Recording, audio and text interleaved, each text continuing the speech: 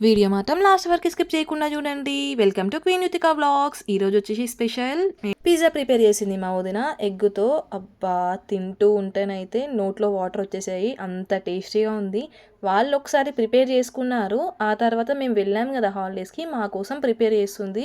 చూస్తుంటేనే నోరు ఊరిపోతుంది, బట్ చేసినాక ఇంకెలా ఉంటుందో చెప్తాను మీకు. చాలా ఈజీగా, చాలా ఫాస్ట్గా, క్విక్గా అయిపోయే రెసిపీ. ఇంట్లో ఉన్న ఐటమ్స్ తోటే మనం చేసుకోవచ్చు. జస్ట్ కొన్ని వెజిటేబుల్స్ యాడ్ చేస్తే మనకి ఎగ్ పిజ్జా రెడీ అయిపోతుంది. బయట చూడగానే అబ్బా ఎట్లా అట్రాక్ట్ అయిపోతాం, అవన్నీ పైన చూసి చీజ్ బటర్ అవన్నీ చూసి సేమ్ అవే చీజ్ అవే బటర్ అదే చిల్లీ పౌడర్ అన్నీ యాడ్ చేసి మా వదిన ఇంట్లోనే ప్రిపేర్ చేసింది. నేను చాలా వీడియోస్లో చెప్పాను మీకు, ఏదైనా మా వదిన చూసింది అనుకోండి పక్కాగా చేసి పెడుతుంది అని చెప్పేసి. ఈ ఎగ్గులో ఏం యాడ్ చేసిందంటే కొంచెం మిల్క్ యాడ్ చేసింది. టేస్ట్ మాత్రం నెక్స్ట్ లెవెల్లో ఉంది అసలు. అన్ని ఐటమ్స్ మన ఇంట్లోనే ఉన్నాయనుకోండి ఈజీగా చేసుకోవచ్చు కదా. బటర్ ఫిష్లో పెట్టాం కాబట్టి కొంచెం అది మెల్ట్ అవ్వడానికి ఇలా వేడి చేస్తుంది అనమాట. జస్ట్ బటర్ అప్లై చేసి, నార్మల్ బ్రెడ్ కాకుండా మనకి బ్రౌన్ బ్రెడ్ దొరుకుతుంది కదా, ఆ బ్రెడ్తో ప్రిపేర్ చేసింది అనమాట. బ్రౌన్ బ్రెడ్ హెల్తీయే, నార్మల్ బ్రెడ్ అయితే షుగర్ ఉంటుంది కాబట్టి వాళ్ళు ఎక్కువగా తెచ్చుకోరు. సో బ్రౌన్ బ్రెడ్ ఉంది కదా అని చెప్పేసి ఎగ్ పిజ్జా వేస్తా అనేసి చెప్పింది. అబ్బా చెప్పగానే ఇట్లా అనిపించింది ఎంత బాగుంటుందో అని, కానీ తిన్న తర్వాత వేసింది ఇంకెంత బాగుందా అని. ఇలా మంచిగా ప్యాన్కి బటర్ అప్లై చేసి ఆ తర్వాత బ్రెడ్ స్లైసెస్ లాగా కట్ చేసుకొని అవన్నీ ప్యాన్ పైన పెట్టేసింది.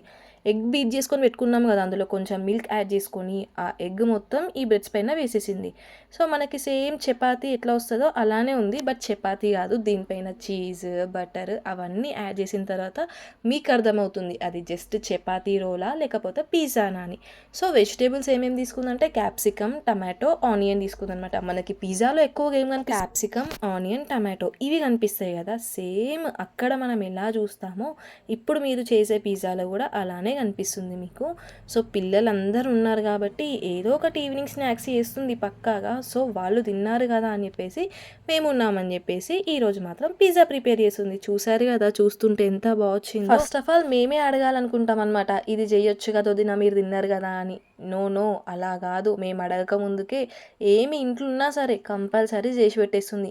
అంతకంటే 2 days ముందే వీళ్ళు బర్గర్ చేసుకొని తిన్నారంట, అది కూడా చాలా టేస్టీగా ఉండేనంట. సో ఆ టైంకి బ్రెడ్స్ లేవు కదా అని చెప్పేసి పిజ్జా చేస్తా అని చెప్పేసి పిజ్జా చేసి ఇచ్చిందనమాట.